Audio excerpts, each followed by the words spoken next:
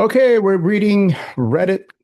We're answering Reddit questions from different forums there. This one's from Dating Advice, and it says, what does it mean when women tell you they don't feel the spark? This was 4 days ago. Um, and the question goes like this. You go on the first date, you do everything right.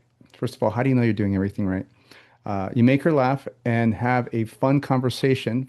What I would say is fun for whom? Clearly, it wasn't for her. So make her laugh, have a fun conversation. But when you ask for a second date, she texts and says she didn't feel the quote unquote spark. What do they mean by that? Simple. They're not into you. So you said a few things in here saying, you did everything right. What does that mean? What do you know what right is? If you don't know, if you can't figure out why she's not getting back to you, what makes you think you know what doing right is? You make her laugh. Okay. Have a good conversation, fun conversation. That's great.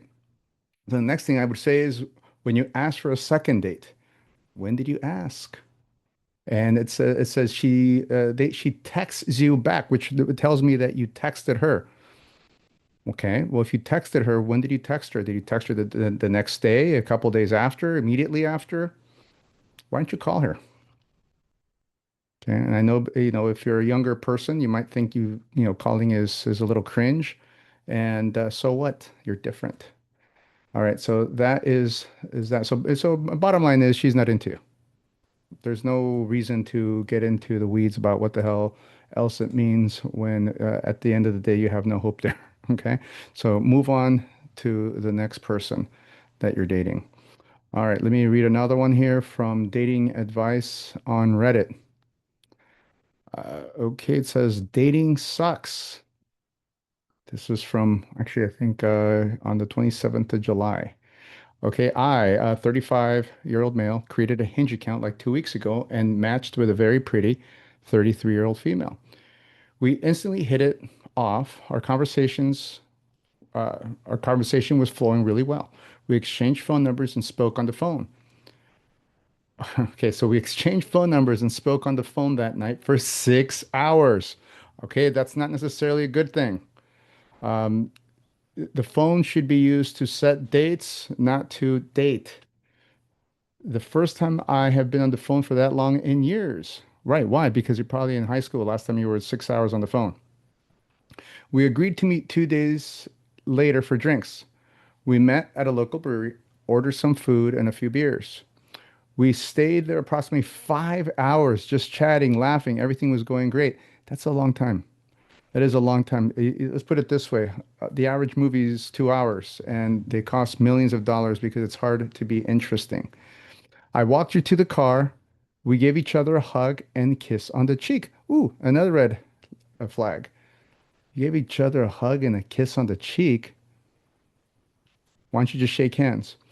She messaged me when she got home and said, we should meet up again soon. I, of course, agreed. Of course you did. You're not a challenge. I messaged her the following day at 11. You can't even let her rest. You got to get back to her right away. Hello, how are you doing today?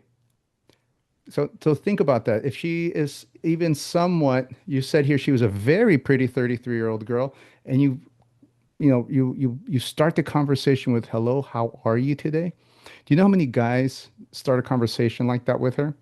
Try that like every day. That's what she hears. She replied with simply, hey, and she never answered me back. Nope, she was bored. We had followed each other on Instagram, so I go to check if she was active, and boom, I was blocked. Again, not a surprise. I checked Hinge, and she deleted me. My questions are, what was what was that all about? Why would she block me for no reason? My only thought is she recently separated and maybe still has feelings for her husband. But then why go and try to date? I don't know if she blocked my cell phone number. I haven't tried to message her. Should I message her and ask her? Yeah, do that. Then she can call the cops and put a restraining order on you. Look, man, if you didn't get the message after the 2 blocks, you're never going to get the message. She's not into it. She was bored. It doesn't matter. But here's what I would say is that you're making things up. You're saying, well, maybe she has feelings for her husband. Maybe. But there's a lot of red flags here in what you did wrong. You don't talk to a girl for 6 hours and expect to be interesting. I mean, you could probably get away with anything with a woman. You just can't get away with being, boring and boring the shit out of her. So you message her immediately. How about you let her think about you a little bit? Let her think about the date. Let her sit with it. So there's so much in here. And here's the thing. Go when you go on Reddit and you see what the response is on here, what are you doing asking Reddit? No one here seems to have a clue. Every now and then you'll see somebody pop up and they might have a bit of a clue, but for the most part, it's just a bunch of guys who are clueless and girls who don't want to hurt their feelings. Um, so what you should have done, let's talk a little bit about what you should have done. First of all, don't do Hinge. Don't do anything. I mean, Hinge, Tinder, they should all be just another a fishing pole left out there.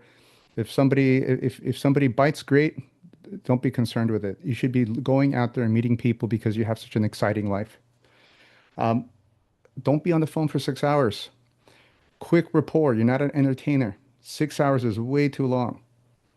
Okay, so then ask yourself, if you were to send me that tape, if you ever recorded that conversation with her for 6 hours, and I listened to it, impartial person, if I listened to it and I fast forwarded that phone call every few seconds, whose voice would I hear?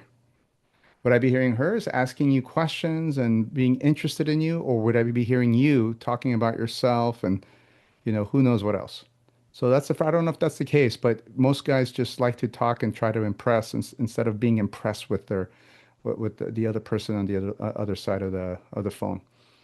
Um, so you agreed to meet 2 days later. Okay, local brewery, good. Ordered some food and a few beers, good. And then another 5 hour date. Remember, just because things are going great with you, she just might be polite. So I don't know how strong you are, how good you are at gauging a woman's interest. It doesn't seem like you are all there yet when it comes to that.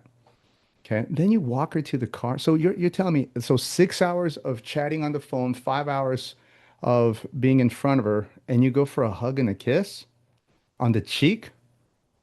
Or did you go for a kiss and she gave you the cheek? That's completely different. Okay. And then she messaged you back, said, we should meet up again soon. Women are not going to hurt you on purpose. They're going to say what's nice, what feels good. They're feeling creatures. Then you followed each other on Instagram. And I bet you anything, and correct me if I'm wrong, I bet you followed her first. Don't follow women. Wait until they follow you. And then after she deleted you, you're still wondering if you should reach out to her. No, you're done. That's it. Um, and don't make up things like, maybe she has some feelings with her husband. It's irrelevant. You made so many mistakes in here. I couldn't tell you why. Now, if you had the recording, I could listen to it and I could give you better feedback, or if you had a conversation. If that's the case, DM me and we'll set up a private coaching session. Otherwise, take care, have fun, and good luck.